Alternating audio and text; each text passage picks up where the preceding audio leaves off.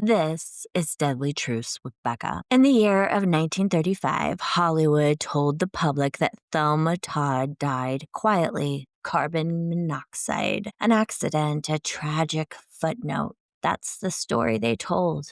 But Thelma Todd didn't just end up dead in a car. She was locked inside a garage she did not own, behind doors she did not control, after a night tangled with money, power, and men who never answered for anything. She was only 30 years old, a major comedy star, financially independent, opening her own restaurant in a town that punished women who stopped being manageable. And when she died, the questions did not stop. They were buried. We're asking who benefited from calling it an accident and why Hollywood needed her silent more than it ever needed her alive. Before we go any further, let me be clear about what this episode is and what it is not. This is not a whodunit, as much as I love those. And of course, I'm going to try to dig into the possibilities of who might have done it, but at the end, it's not a whodunit. I'm not arguing for a shadowy hitman or a cleanly planned murder. What this episode is about is how a death became possible and how it was protected after it happened. Before we talk about how Thelma Todd died, we need to talk about who she was, because accidental deaths have profiles, and she doesn't fit one. By 1935, Thelma Todd wasn't fading out of Hollywood. She was building leverage. She was a top-billed comedy star, financially independent, known for being sharp, punctual, and difficult to corner. More importantly, she was stepping outside the system that controlled women in Hollywood, opening her own restaurant, questioning contracts, refusing to stay manageable. That independence made her successful. It also made her exposed. And Hollywood independence did not just threaten control, it threatened money. So when she doesn't show up the next morning, that's not a woman drifting into danger. That's a woman whose absence immediately breaks a pattern. What we're left with isn't certainty. It's responsibility for asking better questions than were asked in the year of 1935. So let's get in our time machine and go back to December 16th, 1935. It's cold and quiet. The kind of Los Angeles morning where the city hasn't decided who it's going to chew up yet. Inside a detached garage behind a cafe on Pacific Coast Highway, a Lincoln sits sealed tight. Doors closed, engine off. No skid marks, no chaos, just stillness. Inside the car is Thelma Todd. She slumped in the driver's seat, fully dressed, fur coat still on, evening makeup intact but dulled, like it's been worn too long. Her head is tilted slightly to one side, not dramatic, not pose, just wrong. The kind of posture that tells you the body gave up hours ago. There's no blood, no visible trauma, no sign of a struggle that Hollywood would recognize as real trouble. And that's exactly why this worked. The garage doors are shut, the space is tight, the air inside is stale, heavy, poisoned slowly. Carbon monoxide doesn't rush you, it waits, it dulls. It convinces you to sit still while it shuts the lights off one by one. Authorities will later say she fell asleep, because it's easier than explaining why a woman who had plans for breakfast, a business to run, contracts on the line, and a reputation for being sharp and difficult to corner somehow chose to nap in a locked garage that she did not own. Her car keys are there. Her purse is there. Nothing looks disturbed, which Hollywood loved, because it meant nothing had to be questioned. No signs of robbery, no smashed glass, no screaming headline, just a dead star in a quiet garage, discovered when she didn't show up where she was expected to be.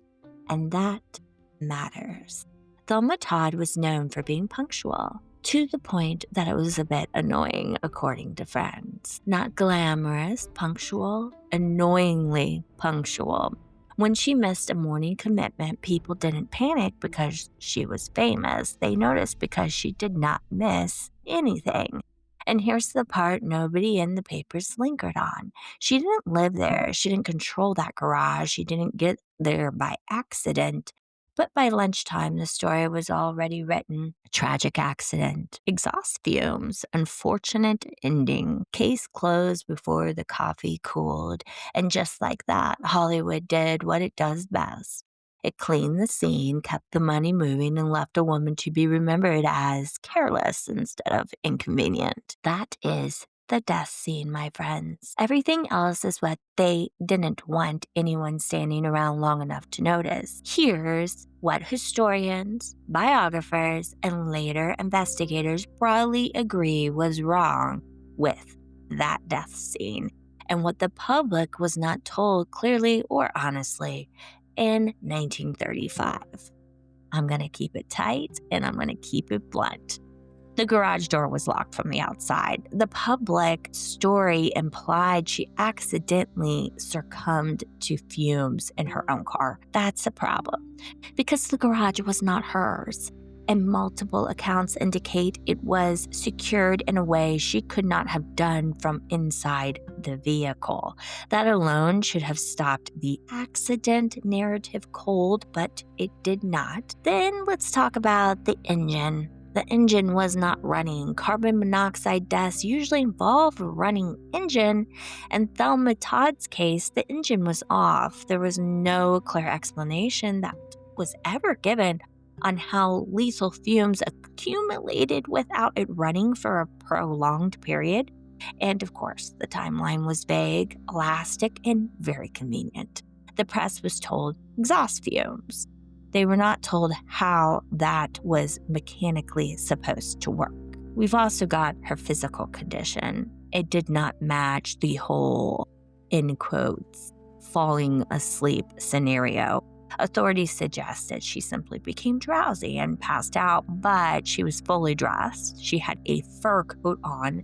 Her purse was present. There was no indication she had settled in or intended to rest for the night. She had plans the next morning and documented pattern of punctuality. People who fell asleep accidentally don't usually do it like they're waiting for someone. The last documented meeting before Thelma Todd's death was a tense, late-night business discussion at her sidewalk cafe on December 15th. She met with Roland West and others connected to the cafe and property to argue over control, finances, and her attempt to restructure ownership and reduce West's leverage. Witnesses described raised voices and visible anger. After leaving the cafe, she went to a party and later returned to West's property, where she was found dead the next morning in her car, inside his garage. That meeting matters because it wasn't social, romantic, or casual. It was about money, control, and separation, and it happened just hours before she died. The location, it just doesn't make sense. The public is told she died where she parked. What they weren't told is the garage was behind a business tied to people she had ongoing disputes with. Was not a neutral random place. She had no reason to remain in that garage overnight. This was not her driveway. It was not her home. It was not even somewhere that she controlled. Witnesses' timelines, they were sloppy and never reconciled. Different witnesses gave different accounts of when she was last seen, who she was seen with, or how about how she arrived at that location. Instead of tightening the timeline, investigators loosened it. That's not incompetence, that's avoidance. The speed of the ruling is suspicious. The death was ruled accidental with a remarkable speed, despite an unusual setting, conflicting circumstances, a high-profile victim with financial and personal entanglements. There was no real pressure campaign for answers because the industry didn't want one. The conflicts that she did have, they were minimized in the press. At the time, the public was not told or was told dismissively about her financial disputes, her power struggles, her refusal to stay managed. Those details didn't fit the image of a careless starlet, so they were quietly sidelined. The bottom line, historians don't all agree on what happened, but they do agree on this. The death scene did not support a clean, accidental narrative, and the version sold to the public stripped out every detail that would have raised uncomfortable questions. This was not sloppy journalism, it was strategic simplicity. Here is why the coroner's ruling still does not hold up. Those who support the accident ruling have always argued these three things: that carbon monoxide can linger, that alcohol or exhaustion may have impaired her judgment, and that no witnesses ever reported direct violence. On the surface, that sounds reasonable until you look at the mechanics, the access, and the speed of the ruling. So, carbon monoxide without a running engine, that's a problem, not a footnote. The ruling leaned on exhaust fumes, except the engine not running when she was found. There was no verified explanation for how long it had supposedly run. No mechanical testing was documented to show the garage could trap lethal levels after shutdown. Carbon monoxide dissipates, it doesn't linger on command. The coroner assumed exposure without proving mechanism. Basic forensic failure. There's no reconstruction, no experiment, no verification. In any modern investigation, you'd see air volume calculations, engine output estimates, garage ventilation analysis, timeline modeling, but in this case, none of it. The ruling was theoretical, not based on evidence. It worked on paper because no one demanded the math. The ruling ignores agency. The conclusion assumes Thelma Todd drove into a garage that she did not own or control, stayed there voluntarily, remained seated as fumes accumulated, made no attempt to leave. That's not forensic reasoning, that's narrative convenience. Coroners are supposed to ask why a person stayed. This ruling does not. There was no meaningful explanation or exploration of alcohol, sedatives, stimulants, whether she was impaired, drugged, or compromised. She fell asleep because a catch all explanation, I mean, that works, right? One that absolved everyone else from scrutiny.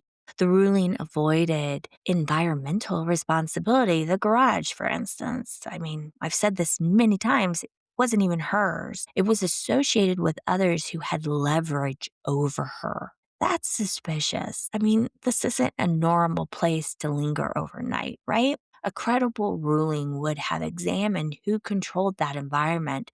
This one never did because that question leads directly to liability. Speed mattered, and it wasn't accidental. The ruling came quickly, too quickly for death involving a major public figure, an unusual location, conflicting timelines, and a non obvious mechanism for the death.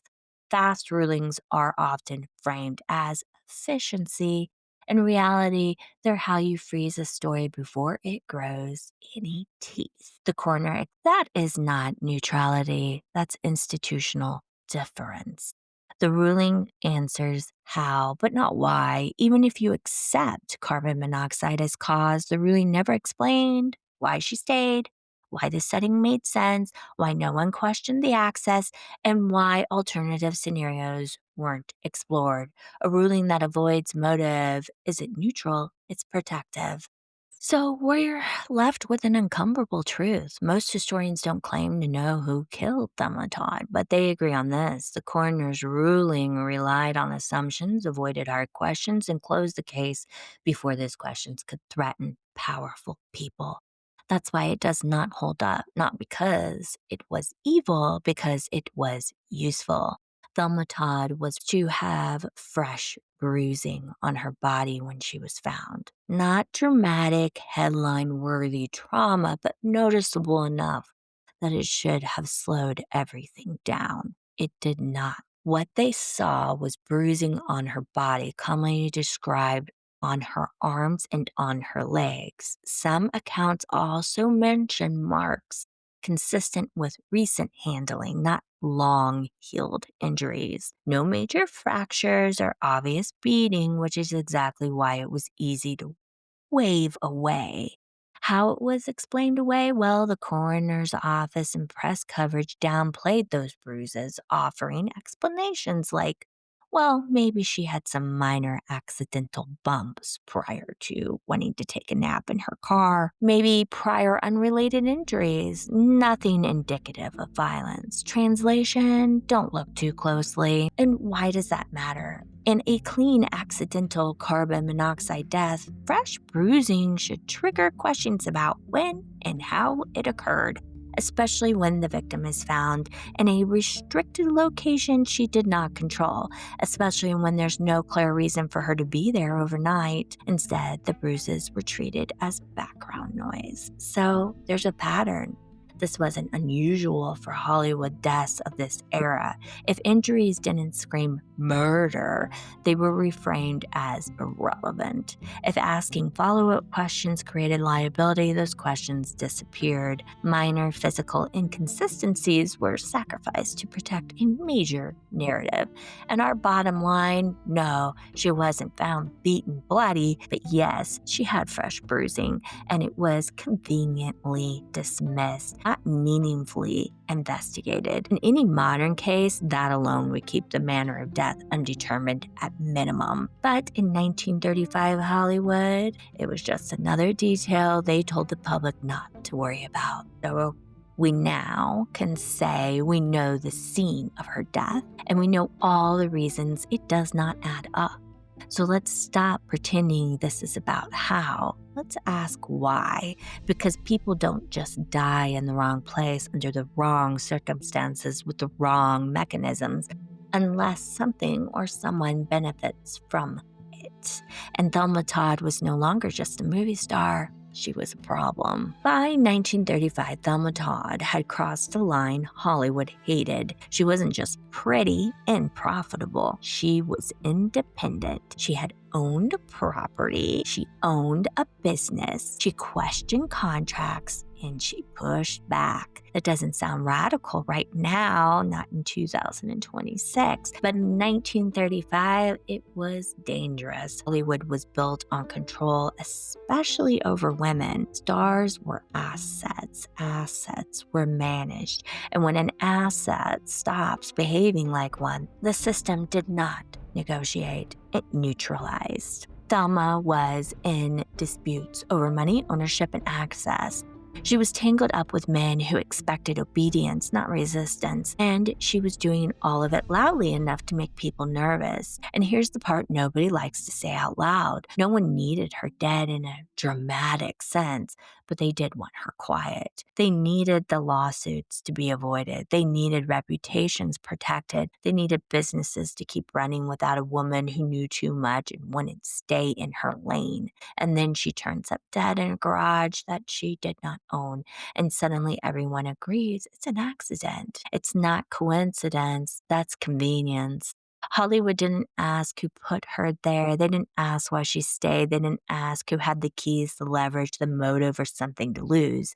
They asked one question only: how fast can we close this case? Because the longer the death stays open, the more people start pointing fingers. And Hollywood has always preferred funerals to investigations. So when the coroner said accident, the studios exhaled and press complied, and the machine kept moving. This was not about love gone wrong or a single villain in the shadows. It was about a woman who stopped being manageable and a system that punishes that then and now. And once you understand that, the death scene stops being a mystery. It becomes a message. So let's rank. I love a good ranking. From who benefited the most to who benefited indirectly. This isn't about proving who killed her. You know, I've got to say that, right? don't want to be sued by anybody. It's about who walked away cleaner, safer, richer, or untouchable after she was gone. So we've got the Hollywood studios and the contract system. Hollywood, well, this is the top beneficiary. No contest. The lawsuits disappeared. The contract disputes evaporated. A difficult independent woman was removed from circulation. No precedent was set for stars owning businesses or pushing back. Her death reinforced the rule: stars don't get leverage. And the ruling made sure no one else tried. Hollywood didn't need a villain, it needed a closed case. But when we're looking at who benefited, it's very important that we look at Roland West. So, Roland, access, control, and silence. West benefited materially and strategically. He was entangled with her financially and romantically. He controlled property linked to the death scene. Any ongoing disputes ended permanently. No public trial, no civil exposure, and no interrogation under oath.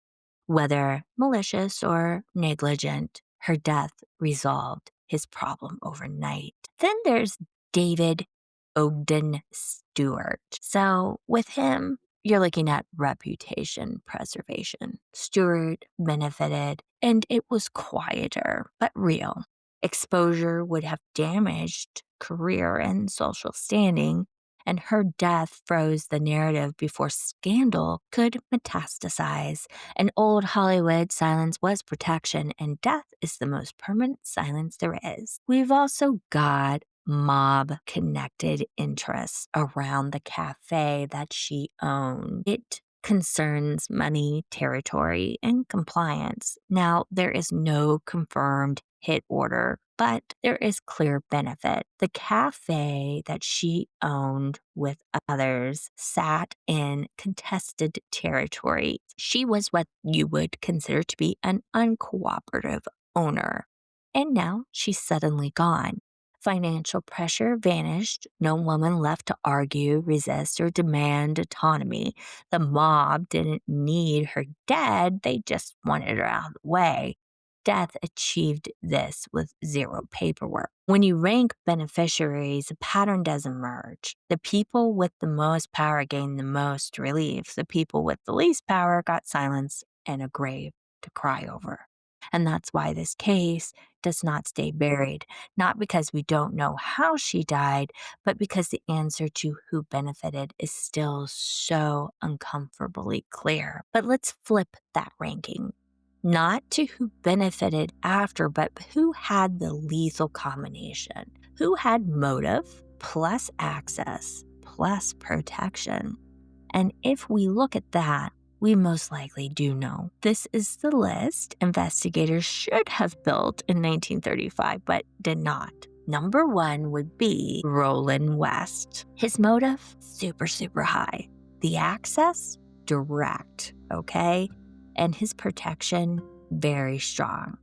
This is the only name that checks all 3 boxes cleanly. So what was the motive? Him and her, there were some financial disputes. There were control issues. There was escalating personal conflict. Todd was asserting independence in business and in her life, and West was losing his leverage. He controlled that property connected to the garage that she was found in. He also had the keys to the garage that she was found dead in, and he knew that space. He could account for her presence there without raising any alarms. Meanwhile, industry connections, he had plenty of those. Thelma Todd and Roland West were romantic partners in the early 1930s and business collaborators. West helped manage Todd's career and bankrolled her sidewalk cafe in Pacific Palisades. He also controlled the property where she lived. By late 1935, the relationship had soured. There were arguments, jealousy, and disputes over the cafe and Todd's independence. She was seeing other men and planning changes. West reportedly locked her out of living spaces during fights. This wasn't a tragic love story. It was a messy mix of romance, control, money, and power. And when Todd died, West's role became the central unanswered question that Hollywood was eager to move past.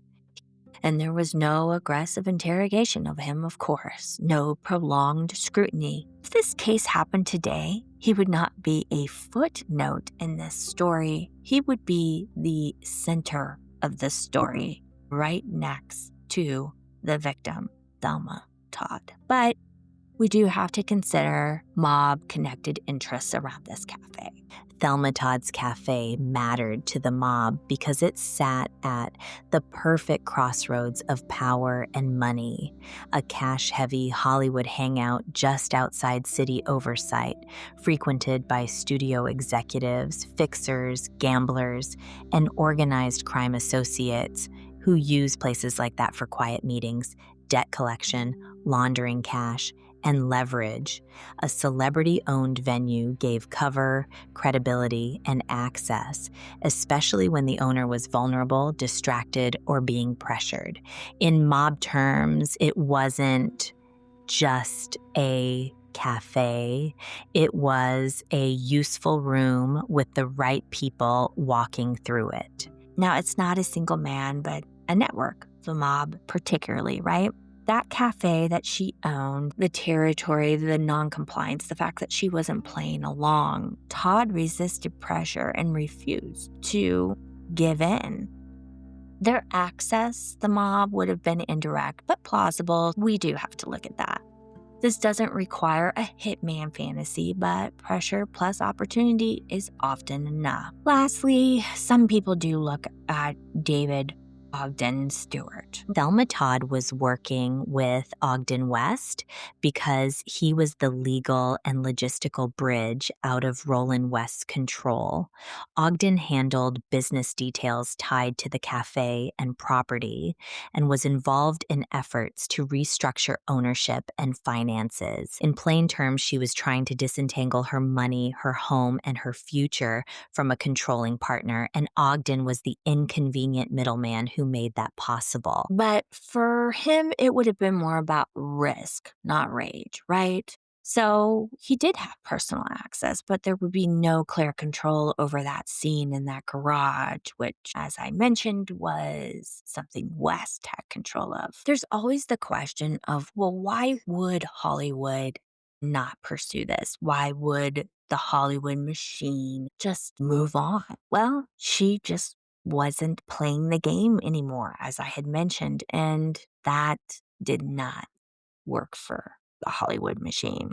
Thelma Todd wasn't refusing work wholesale, but she pushed back on renewals, balked at limiting contracts, and resisted being boxed into endless light comedy roles when she wanted more control and better terms. She also had outside income from her cafe, which meant studios couldn't fully leverage financial pressure the way they did with most actresses.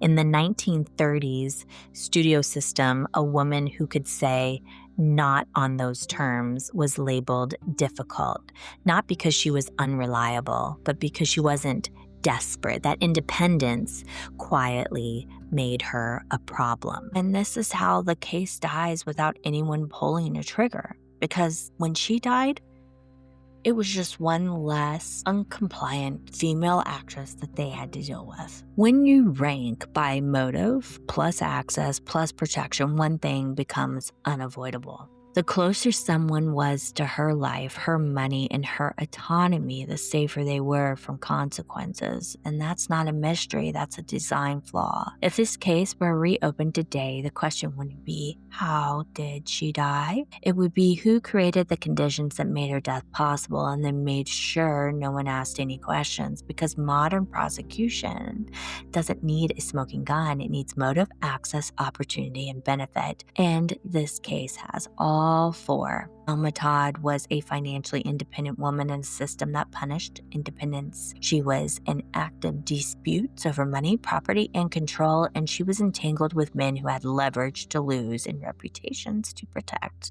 On the night of her death, She ends up in a garage she did not own, secured in a way she could not control, and a space connected to people she was in conflict with. That alone triggers modern red flags. Her body is found hours later, the engine is off. There is no mechanical reconstruction, no forensic modeling, no environmental testing.